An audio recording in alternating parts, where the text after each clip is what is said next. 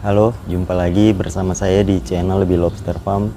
Dan teman-teman, kali ini saya akan membagikan portofolio dari apa yang saya lakukan budidaya lobster air tawar. Simak videonya berikut ini.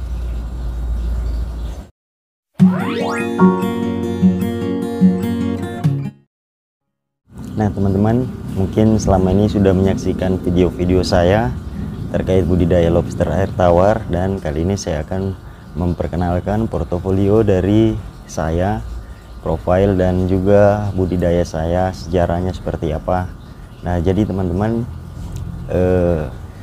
nama saya Pran, biasa dipanggil Alan, itu nama panggilan saya, dan saya berprofesi sebagai seorang arsitek. Sebenarnya ada menangani beberapa pekerjaan, dan teman-teman saya domisili di Kota Palu, Sulawesi Tengah. Nah Kota Palu sendiri mungkin tidak asing lagi bagi kita semua, dimana tahun 2018 kemarin itu terjadi bencana alam, gempa bumi 7 skala Richter, kemudian terjadi tsunami dan likuifaksi.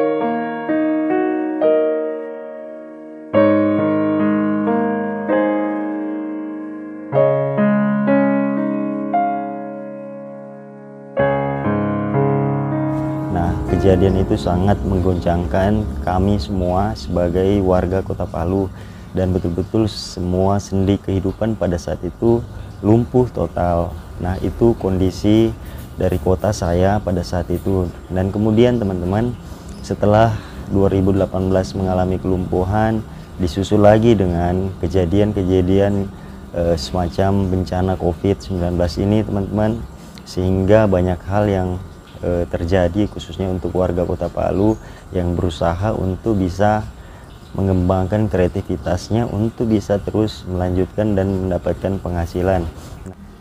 Termasuk saya sendiri, sekalipun tidak terdampak secara langsung akibat kejadian tersebut, namun harus tetap berinovasi untuk bisa recovery dan bangkit dari kejadian tersebut. Dengan memanfaatkan sedikit lahan untuk budidaya, saya melakukan budidaya lobster air tawar ini. Kemudian teman-teman, untuk mengenai lobster air tawar ini, kenapa saya memilih untuk budidaya lobster air tawar? Sebenarnya saya sudah mengenal lobster air tawar ini sudah sejak lama teman-teman, namun saya ingin memang untuk mengembangkan budidaya ini.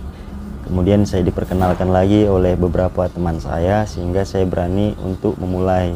Nah yang sangat istimewa dari story ini teman-teman, awalnya saya memulai hanya dari satu box kontainer kecil, dan disitu saya membeli awalnya indukan lewat teman saya, kemudian saya coba untuk membudidayakan. Nah dari sebuah kontainer plastik itulah saya terus berupaya dan belajar tentang budidaya lobster air tawar sambil mengikuti beberapa kegiatan yang berhubungan dengan budidaya lobster air tawar, termasuk mengambil referensi-referensi dari luar terkait budidaya lobster air tawar itu seperti apa, sehingga saya betul-betul memahami atau bisa mengenali seperti apa budidaya lobster air tawar itu.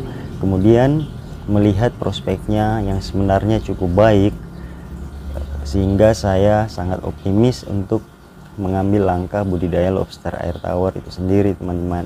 Nah optimisme itu hadir khususnya yang pertama adalah bisa sebagai hobi kita, itu yang pertama. Jadi secara individu budidaya lobster air tawar itu juga bisa menyentuh sisi hobi. Ada area-area yang bisa kita manfaatkan untuk budidaya, dan kita bisa mengambil waktu refreshing sambil budidaya di luar aktivitas kita yang lain. Nah, kemudian mengapa memilih budidaya lobster air tawar? Sekali lagi saya melihat potensi dan prospeknya cukup baik.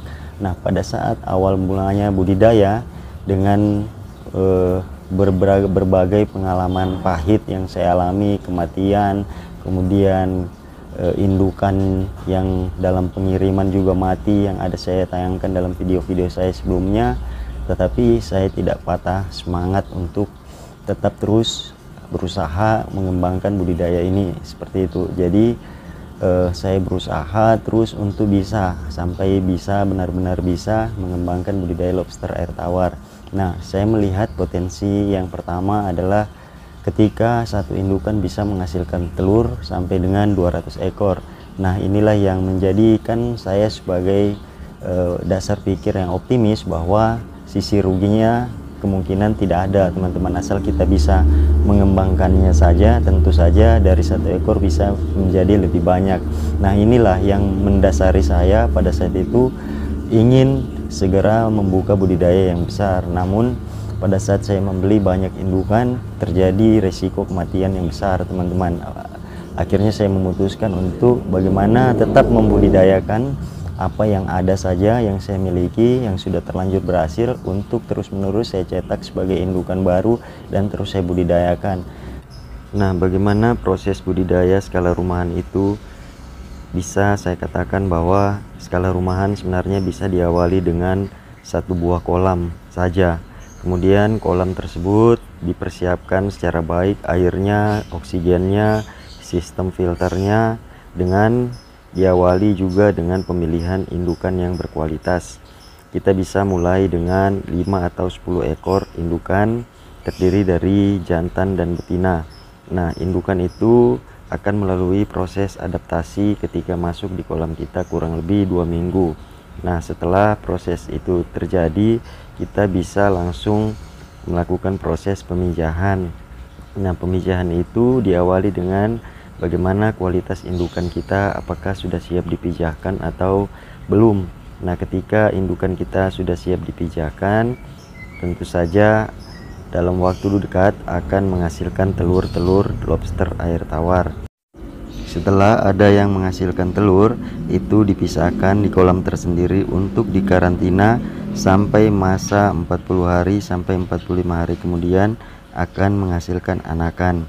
Dan kemudian anakan itu dipelihara sampai berukuran dewasa dengan sistem pemisahan kolam masing-masing sesuai dengan ukuran masing-masing. Untuk pemeliharaan lobster itu sendiri cukup dengan diberikan pakan berupa pakan-pakan alami dan pakan buatan atau pelet. Nah, pakan alami bisa berupa kecambah, kacang hijau, jagung, dan lain-lain. Begitu juga dengan pemeliharaan anakan, itu cukup dengan diberikan pakan 2 kali sehari, pagi dan sore atau malam hari.